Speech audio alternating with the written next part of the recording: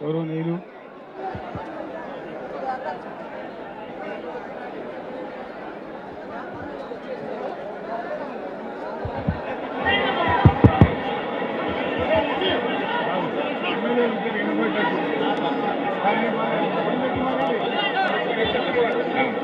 రవీంద్ర కుమార్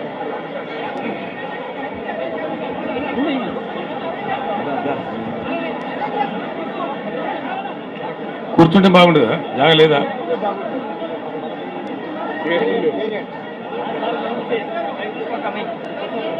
కూర్చోరా?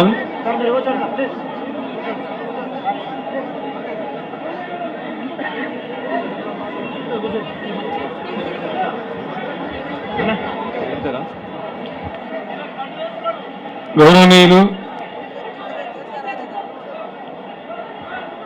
మంత్రివర్యులు, గౌరవ పార్లమెంట్ సభ్యులు, గౌరవ శాసనసభ్యులు, శాసన మండలి సభ్యులు, ఈరోజు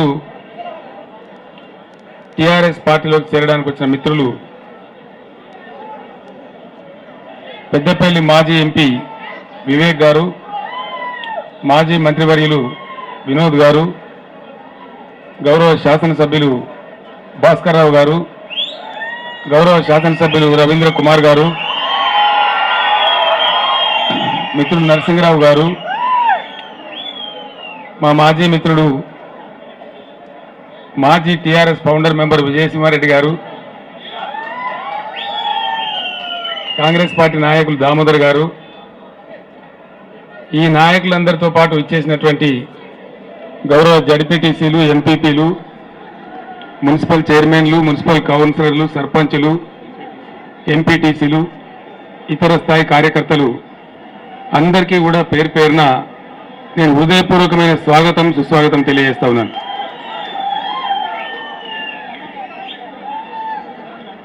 బాబు కొద్దిగా జరగమ్మా, ఎనికి జరుగు, నువ్వు ఎనికి జరగమ్మా, నువ్వు జరుగు.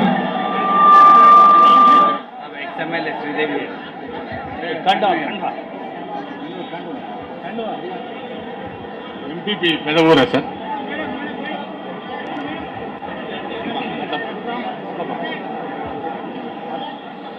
ఈరోజు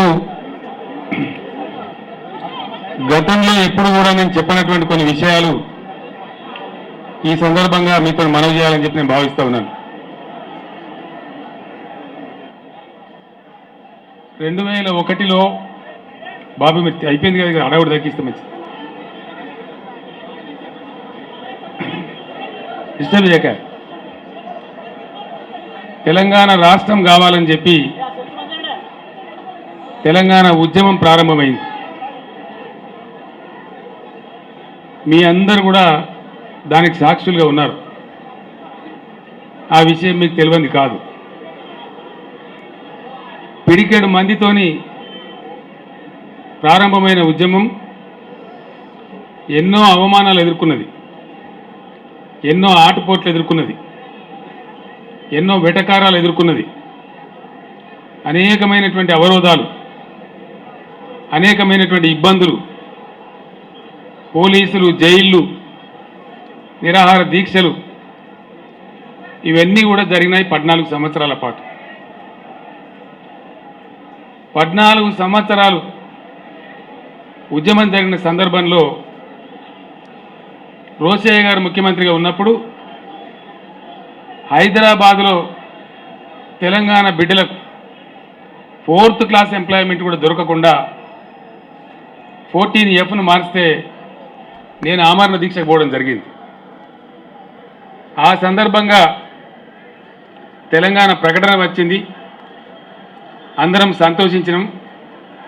నేను కూడా సావవలసిన సావలేదు, ప్రజలందరూ కూడా సంతోషపడ్డారు. కేసీఆర్ సావలేదు, బతికిండు, తెలంగాణ ప్రకటన వచ్చిందని. ఆ తదనంతరం కొన్ని పరిణామాలు జరిగినాయి, మీరందరూ కూడా చూసినారు. అందరం కలిసి కొట్టాడాలని చెప్పి పార్టీలకు అతీతంగా కొట్టాడాలని నిర్ణయించి కాంగ్రెస్, టీడీపీ, బీజేపీ, టీఆర్ఎస్ అన్ని పార్టీల ఒకటై జేఏసీ ఏర్పాటు చేసి పోరాటం చేసినాం. మనం నిరసన తెలియజేయాలి ఢిల్లీకి అని చెప్పి రాజీనామాలు చేసినాం.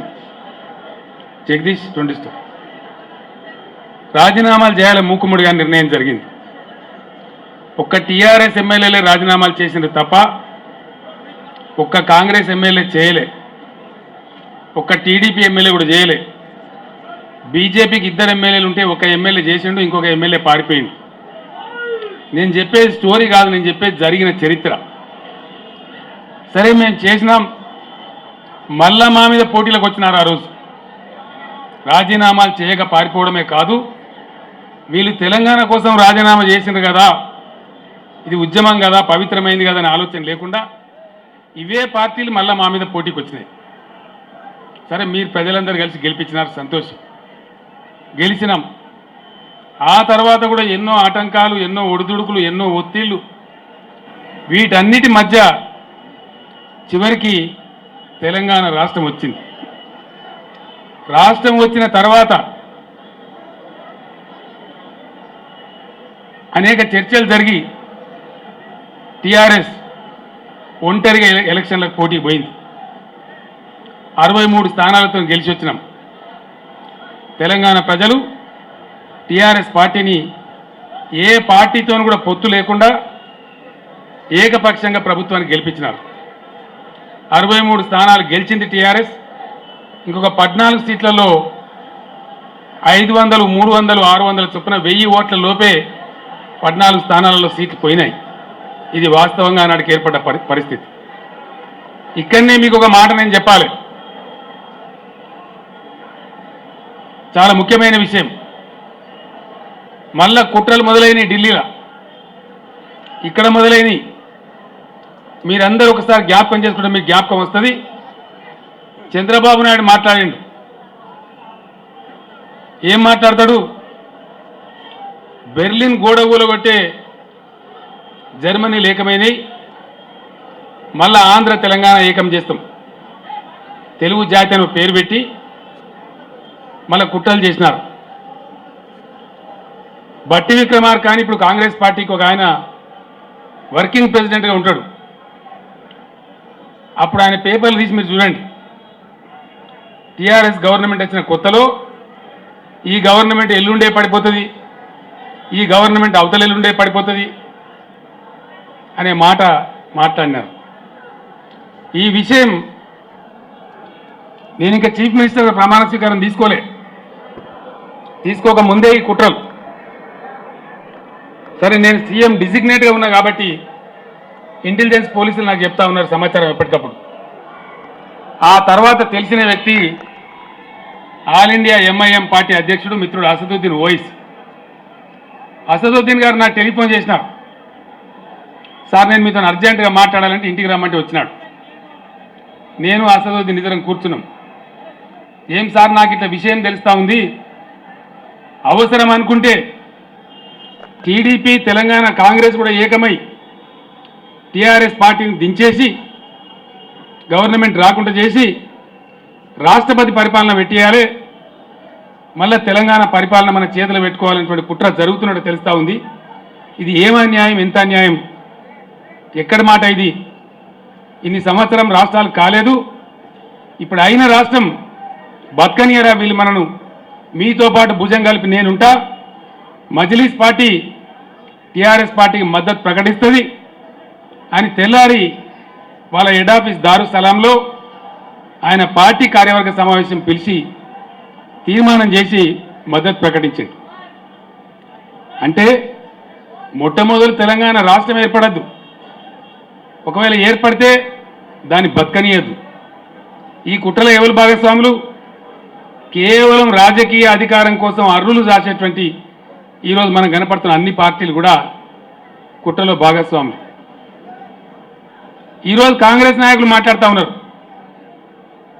భ్రష్టు పట్టిస్తున్నాడు కేసీఆర్, రాష్ట్రాన్ని భ్రష్టు పట్టిస్తారని జానారెడ్డి గారు. పడితే మీ పార్టీ భ్రష్టు పట్టచ్చు, రాష్ట్రం సుస్థిరమవుతా ఉంది. ఇలా తెలంగాణ ప్రజలకు కావాల్సింది తెలంగాణకు ఒకటే నీతి, కేసీఆర్ కూడా ఒకటే నీతి.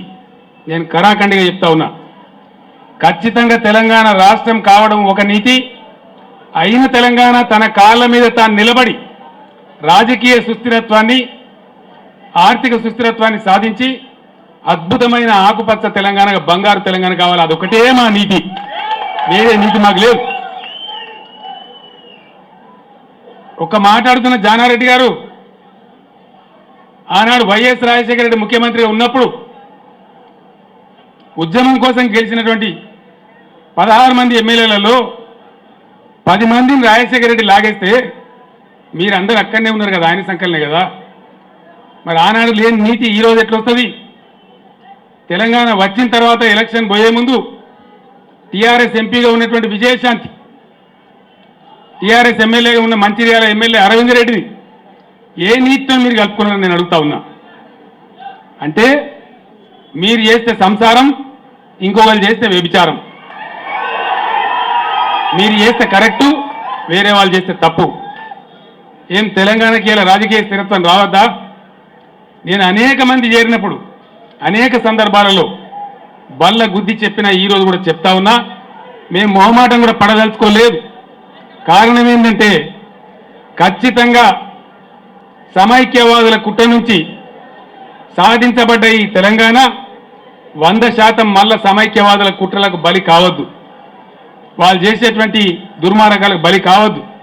అంటే ఖచ్చితంగా బలంగా, అతి బలోపేతంగా తెలంగాణ ఉండాలి. ఇలా తెలంగాణ ప్రజలు మీరు ఎవరైనా మొత్తుకున్నా మాకొక అద్భుతమైన రక్షణ కవచం టీఆర్ఎస్ పార్టీ మాత్రమే అని చెప్పి తెలంగాణ ప్రజలందరూ కూడా నమ్ముతా ఉన్నారు. అందుకే ఎక్కడ ఎన్నిక జరిగినా, ఏ సందర్భం వచ్చినా ప్రజలందరూ కూడా ఏకోన్ముఖంగా సమర్థిస్తూ ఉన్నారు. తెలంగాణలో ఉన్నటువంటి తెలంగాణ రాజకీయ నాయకులకు నేను అనేక సందర్భాల్లో పిలిపించిన మనవి చేసిన. ఇవాళ సందర్భం ప్రత్యేకం తెలంగాణకు. దేశం ముందు తెలంగాణ నిలిచి గెలవాలి. బేసిజాలు పక్కన పెడదాం, పార్టీలు పక్కన పెడదాం, అందరం ఏకమై ఈ తెలంగాణ అనుకున్న రీతిలో తయారు చేసుకుందాం. తెలంగాణకు పొలిటికల్ స్టెబిలిటీ అవసరమని చెప్పి కూడా నేను స్పష్టంగా చెప్పడం జరిగింది. చాలా చేరికల సమయంలో కూడా నేను చెప్పిన, ఇది చిల్లర మల్లర రాజకీయ చేరికలుగా నేను చూడడం లేదు. ఈరోజు తెలంగాణ గడ్డ మీద ఉన్న ప్రతి బిడ్డ ఖచ్చితంగా ఈ తెలంగాణ పొలిటికల్గా స్టేబుల్గా ఉండాలి, ఎకనామిక్గా స్టేబుల్గా ఉండాలి, అద్భుతాలు సాధించాలని చెప్పి నేను మనవి చేస్తా ఉన్నా. చాలా సందర్భాల్లో చెప్పినాను, ఈరోజు కూడా మనవి చేస్తా ఉన్నాను. చాలా మంచి పనులు జరుగుతూ ఉన్నాయి ఇలా ప్రభుత్వంలో. చరిత్రలో ఎవరు ఊహించని పనులు జరుగుతూ ఉన్నాయి. టీఆర్ఎస్కు ఓట్లు వేస్తున్నారు ప్రజలు. ప్రతి ఎలక్షన్ అంటే ఊరికే అయ్యే ప్రజలు అట్లా అలవోకగా ఓటేసేటువంటి రోజు కాదు ఇది. ఇంతకుముందే నేను వస్తూ ఉంటే సీసీఐలతో నేను మాట్లాడొస్తా ఉన్నా. దశాబ్దాల తరబడి చిన్న చిన్న వాళ్ళు, పాపం దళితులు, గిరిజనులు, బలహీన వర్గాల వాళ్ళు, కొందరు పేద రైతులు భూములు కొనుక్కున్నారు సాదా కాగితాల మీద, సాదా బైనామాల మీద. చరిత్రలో ఏ ప్రభుత్వం చేయలే. నేను వచ్చే వరకు 6 లక్షల మంది ఈరోజు సాదా బైనామాలు మాకు ఆర్ఓఆర్ చేయమని చెప్పి అప్లికేషన్ పెట్టుకున్నారు. ప్రజల నుంచి విజ్ఞాపనలు వస్తూ ఉన్నాయి, ఇంకా పొడిగించండి అని చెప్పి. ఇప్పుడే నేను ఇందాకనే ఆదేశం ఇచ్చి రావడం జరిగింది. ఈ సాదా బైనామా దరఖాస్తులు ఏవైతున్నాయో ఇంకొక వారం రోజులు పొడిగించమని చెప్పి నేను వాళ్ళకి చెప్పడం కూడా జరిగింది. ఎప్పుడు ఏ ప్రభుత్వం కూడా చరిత్రలో ఈ ఆలోచన చేయలే. ఎవరో కూడా ఇటువంటి బుద్ధి రాలే, ఇటువంటి అవగాహన రాలే. 1 లక్ష మందికి పట్టాలు ఇచ్చిన హైదరాబాద్లో పేదలు గుడిసెలేసుకుంటే చరిత్రలో ఎవరు కూడా ఊహించలే. మంచి కార్యక్రమాలు జరుగుతూ ఉన్నాయి. మంచి కార్యక్రమాలు జరుగుతున్నప్పుడు ప్రభుత్వాన్ని ఖచ్చితంగా బలపరచాలని చెప్పి, తెలంగాణ సమాజాన్ని సుస్థిరం చేయాలని చెప్పి మిత్రులు చాలామంది చేరుతా ఉన్నారు. మిత్రులు వివేక్ గారు ఉన్నారు, మాజీ ఎంపీ గారు. వారు ముందే చేరినారు, ఉద్యమంలో పనిచేసినారు. తర్వాత వెంకటస్వామి గారు చివరి దశలో ఉండే ఆరోగ్యం బాగలేక, తెలంగాణ వచ్చింది కదా బిడ్డ, నువ్వు కాంగ్రెస్లో చేరిన జీవితం అంతా కాంగ్రెస్లో ఉన్నా అని ఒత్తిడి పెడితే వివేక్ గారు నాకు చెప్పకుండా పోలే. వివేక్ గారు నా ఇంటికి వచ్చి స్వయంగా నాతో మాట్లాడి, సార్ నాకు పోవాలని ఇష్టం లేదు కానీ మా నాయన పెద్ద ఆయన ఒక మాట అడిగింది, ఆయన మాట తీసేయలేక ఆయన చివరి దశలో ఉన్నాడు, ఆయన కోరిక కాదనలేకపోతా ఉన్నా, నన్ను అపార్థం చేసుకోవద్దని చెప్పి పోయిన వ్యక్తి. నేను రిక్వెస్ట్ చేసిన ఆయన కూడా ఇష్టం లేకుండే, కానీ పెద్ద ఆయన వెంకటస్వామి గారు చెప్పింది కాబట్టి వారి మీద గౌరవం కొద్దీ ఆ రోజు ఆయన మారడం జరిగింది. దాదాపు మళ్ళీ ఏడాది కాలం నుంచి మంచి చెడునో మేము మాట్లాడుకుంటా ఉన్నాం. మంచి పని జరుగుతుంది సార్, నేను ఎక్కడ పోయినా దేశమంతా కూడా ఇలా టీఆర్ఎస్ గవర్నమెంట్ని పొగుడుతూ ఉన్నారు. మేము కూడా కలిసి పనిచేస్తామని చెప్తే వారిని నేను ఆహ్వానించడం జరిగింది. వారిని వారి వెంట వచ్చిన నాయకులందరికీ కూడా నేను స్వాగతం సుస్వాగతం తెలియజేస్తా ఉన్నా.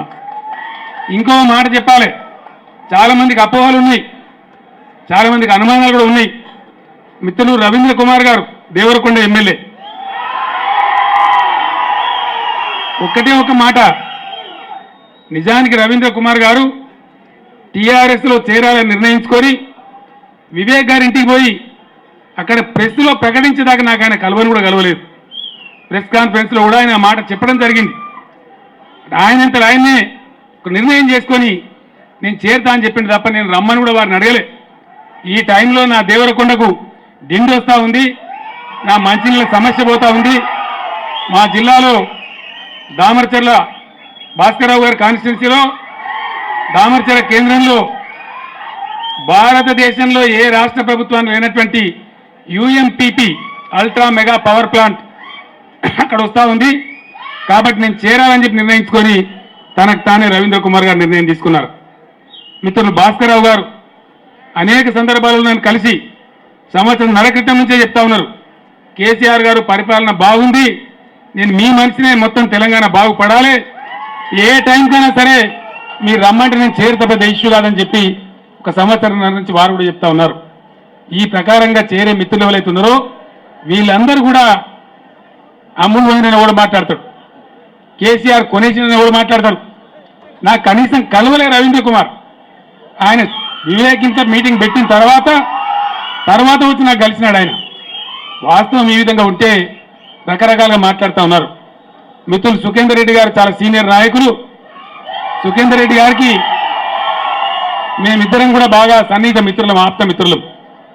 ఇద్దరం కలిసి ఒకనాడు 2006లో ఆదిలాబాద్ జిల్లా నిర్మల్ నియోజకవర్గంలో 96లో ఇద్దరం కలిసి ఒక ఉప ఎన్నికలో పోయినాం. అక్కడ ఫైట్ చేయడానికి పోయినాం. ఒకరోజు ఒక మీటింగ్ ఉండే ఒక ముస్లింల బస్తీలో, అక్కడ ఒక పెద్ద ఆయన జరిగిపోతే శ్రీరామ్ సాగర్ ప్రాజెక్ట్ పోయిద్దామని చెప్పి ఇద్దరం కలిసిపోయినాం. మా ఎంబడి 40-50 మంది పిల్లలు కూడా ఉన్నారు. 1996లో శ్రీరామ్ సాగర్ కట్ట మీద పోయి మేమంతా తిరిగిన తర్వాత ఒక దగ్గర పోయి అరుగు మీద కూర్చున్నాం ఇద్దరం కలిసి. కూర్చున్న తర్వాత నేను అన్నా, ఆంధ్రాకు నీళ్లు తీసుకుపోయే నాగార్జున సాగర్ ఏమో వైష్ణవాలయంలాగా ఉంది, తెలంగాణకు నీళ్ళు ఇస్తుంది కాబట్టి ఎస్ఆర్ఎస్పి శివాలయంలాగా ఉంది, గేట్లు సిలుం పడతా ఉన్నాయి, దానికి గ్రీస్ కూడా వేయలేదు, ఇది అన్యాయం అని చెప్పి నేను మాట్లాడాను. సత్యనారాయణ గౌడ్ అని చెప్పి అక్కడ ఎంపీపీ ఉండే మిత్రుడు ఆ రోజు నన్ను అడిగింది, ఏం సార్ ఇట్లా అన్నారంటే, ఆంధ్రప్రదేశ్లో తెలంగాణకు న్యాయం జరగదు, ఖచ్చితంగా ఒక నాటికి తెలంగాణ ఉద్యమం మళ్ళా వస్తుంది, భగవంతుడు మనిషి బతికుంటే నేనే నాయకత్వం వహిస్తా అని చెప్పి 1996లో 2001 చాలా మందికి తెలుసు, 1996లో సుఖేందర్ రెడ్డి గారు ముందే శ్రీరామ్ సాగర్ కట్ట మీద ఈ మాట నేను చెప్పడం జరిగింది. అంటే ఎప్పటి నుంచో ఉన్న బాధ. నేను మిత్రులారా మీకు మనవి చేసేది ఒకటే మాట, తెలంగాణ దుఃఖం ఒక 100 సంవత్సరాల దుఃఖం. ఆనాడు గడీల దొరలు జాగీర్దారుల యొక్క నలుపులో నలిగిపోయిన తెలంగాణ, దాని నుంచి బయటపడి స్వేచ్ఛావాయువులు తీసుకున్నదో లేదో సమైక్య రాష్ట్రంలో కష్టపోయి నష్టపడ్డ తెలంగాణ ఇప్పుడిప్పుడే కొత్త రాష్ట్రమై బ్రహ్మాండంగా ముందుకు పోతా ఉన్నాం. ఈరోజు పేపర్లలో మీరు అందరూ చూసినారు, తెలంగాణ రాష్ట్రానికి మనం ఊహించిన దానికంటే మంచిగా 27% మన ఎకనామిక్ గ్రోత్ కూడా ఉంది. భారతదేశంలోనే నంబర్ 1 రాష్ట్రంగా మనం ముందు పోయే పరిస్థితులు ఉన్నాయి.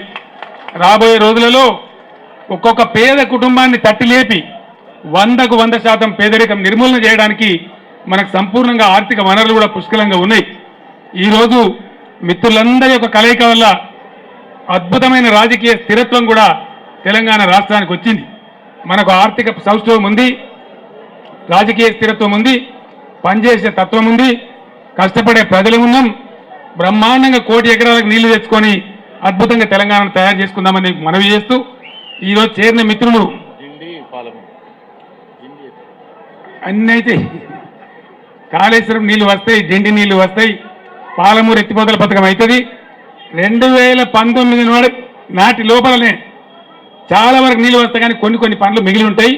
పంట కాలువలు డిస్ట్రిబ్యూషన్ సిస్టమ్ పని మిగులుతుంది, కానీ మెయిన్ ప్రాజెక్ట్ అన్ని కంప్లీట్ అయిపోయి నీళ్లు కూడా వస్తాయి. బ్రహ్మాండమైనటువంటి తెలంగాణ మనం చూడబోతాం. ఆ రకంగా ముందుకు సాగుదాం, అందరం కలిసి పనిచేస్తాం. నేను మళ్ళా ఒక మాట చెప్తా ఉన్నా, టీఆర్ఎస్ పార్టీకి బాసులు ఎవరు లేరు. టీఆర్ఎస్ పార్టీకి బాసులు ఎవరన్నా ఉంటే అది కేవలం తెలంగాణ ప్రజలు మాత్రమే. తెలంగాణ ప్రజలకు పరిస్థితులలో ఎవరెన్ని విమర్శలు చేసినా బెదిరేయలేదు, అదిరేది లేదు. ఆ విధంగా ముందుకు పోతామని మనవి చేస్తా ఉన్నా. చంద్రబాబు నాయుడు మాట్లాడినాడు. చంద్రబాబు నాయుడు ఆ రోజు మాట్లాడినాడు. బట్టి విక్రమార్క మాట్లాడతాడు, ఈ ప్రభుత్వం కూలిపోతుంది, అది నీతా, అది సక్రమమైన పద్ధత, ప్రజలు గెలిపించుకున్న ప్రభుత్వం కూలిపోవన్నా. చంద్రబాబు నాయుడు ఏమంటాడండి, 2019కి ముందే ఇలా టీడీపీ అధికారంలోకి వస్తుందంటాడు. అంటే అదంతా నీతి. ప్రజాస్వామ్యంగా ప్రజలు గెలిపించిన ప్రభుత్వాన్ని పడగొట్టి 2019కి ముందే గోల్మాల్ చేస్తే నీతి. ఇంకో మాట నేను అడుగుతా ఉన్నా, చంద్రబాబు నాయుడు పొద్దున్న లేస్తే తెలంగాణకు నీళ్లు రావద్దంటాడు. అటువంటి చంద్రబాబు నాయుడు పార్టీ తెలుగుదేశం పార్టీతో పొత్తు పెట్టుకొని మొన్న పాలేరు ఎన్నికల్లో ఏ విధంగా కాంగ్రెస్ పోటీ చేస్తుంది? అది నీతా జానారెడ్డి గారు? ఇది ఏ రకమైన నీతి అని చెప్పి నేను అడుగుతా ఉన్నా. అచ్చంపేటలో బీజేపీ, కాంగ్రెస్, టీడీపీ అన్ని పార్టీలు కలిసి పోటీ చేస్తే మా కూటమి పెడతాయి. అది నీతా? అంటే మీరు చేస్తేనేమో నీతి, ఇంకోళ్ళు చేస్తేనేమో అవినీతి. ఇట్లా చెప్పుకుంటూ పోతే చాలా ఉదాహరణలున్నాయి. ఇప్పటికైనా మీ సొల్లు కబుర్లు మాని నిర్మాణాత్మక సలహాలు ఇవ్వండి, నిర్మాణాత్మక ప్రతిపక్షంగా వ్యవహరించండి, కలిసి ముందుకు సాగుదాం, తెలంగాణ బాగు చేసుకుందాం తప్ప కేసీఆర్ని తిడితేనో, సుఖేందర్ రెడ్డిని తిడితేనో, ఇంకోళ్ళని తిడితేనో మీకు లాభం జరగదు, ప్రజలు కూడా హర్షించరు. అది కరెక్ట్ కాదని మనవి చేస్తూ, ఈరోజు చేరినటువంటి నాయకులు, వారితో పాటు వచ్చినటువంటి మిత్రులు ప్రతి ఒక్కరికి కూడా పేరు పేరున హృదయపూర్వకమైన స్వాగతం తెలియజేస్తూ, 2019 ముందు కాదు, 2019లో కూడా గెలవబోయే పార్టీ టీఆర్ఎస్ అని చెప్పి మనవి చేస్తూ, మీ పిల్లి శాపాలకు ఎవరు భయపడాలని లేదని తెలియజేస్తూ నేను సెలవు తీసుకుంటా ఉన్నా. జై తెలంగాణ.